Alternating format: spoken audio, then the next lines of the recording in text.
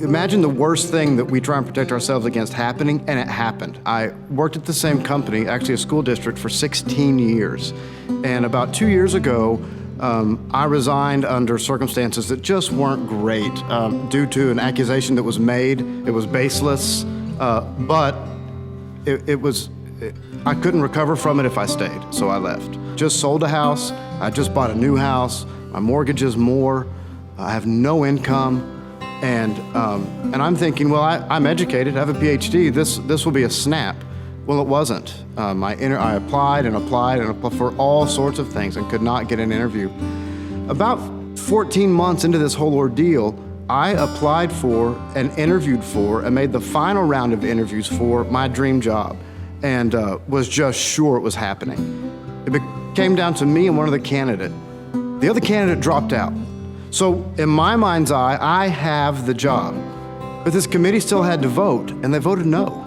And the job is still vacant today. It's very bizarre. When I found myself, after 16 years with the same school district, unemployed, I didn't know who I was. And so also identity, well, who am I? If I'm a mature Christian or maturing as a Christian or a Christian at all, my identity can't be tied to that job that I lost. It simply can't. And my identity can't be tied to the paycheck. It can't be tied to whatever degree I have or whatever is important to me. It simply can't be. Just a month before this happened, I was talking to my mom and I said, it's finally my time. All right, I've been married, I've been divorced, I've been a teacher, making no money. I've become a principal, I got a pay raise, I finished this degree, I bought a house. And so I think what I got was a case of the eyes. Look what I've done, look what I accomplished. And it wasn't until all that was taken away or potentially taken away that I realized that my praise and my joy as a Christian cannot be contingent on my situation. It was easy to come in here and play in the band and be enthusiastic or put my hands up singing in the congregation when the money's coming in, I'm advancing in my career, I'm working on another degree. It was easy then because I had first world problems, right? But when the bottom fell out, it wasn't easy anymore, but I knew it couldn't stop. It was the one anchor that I had, and I had never experienced that before as a believer. So it ends up being February of this year, February of 2020, and I had seen a job on Indeed but not applied for it because I was convinced my dream job was coming through. It didn't. So I went back to Indeed and applied for this job.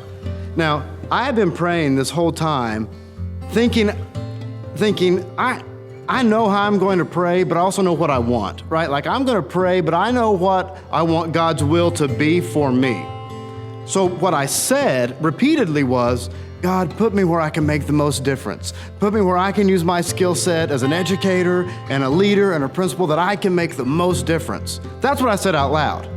What I said in my mind was, put me in a place where I can make six figures, I have a good view of downtown from my office, and I guess a used Mercedes will be fine. That's what I was really saying in my mind. Well, what God heard was, put me where I can be the most useful, and I didn't put a timetable on it. So almost 2 years later, put me where I can be the most useful, and I get a job leading the school, running a school in a prison in Cushing, Oklahoma.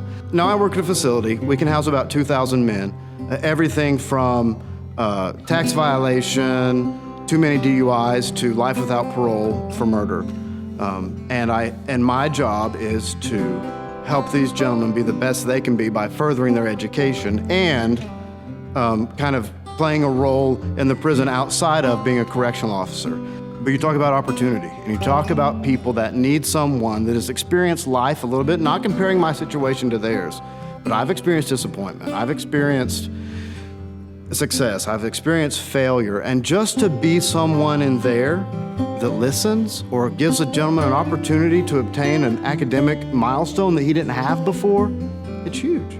Not only am I content and fulfilled and excited about the work, but somehow there's everything's been shaken down, pressed together, and it's making room for everything just to run over. And it doesn't make any sense. All the things that I did at my job before that went away when somebody pointed a finger and said, you did something, I've gained back tenfold in this job at prison with people who don't trust anyone. And it's just phenomenal. It's a phenomenal metaphor for the Christian walk and for life. And if I walked in there thinking how much I might teach them, and just the exact opposite is true, is how much I'm learning from being there.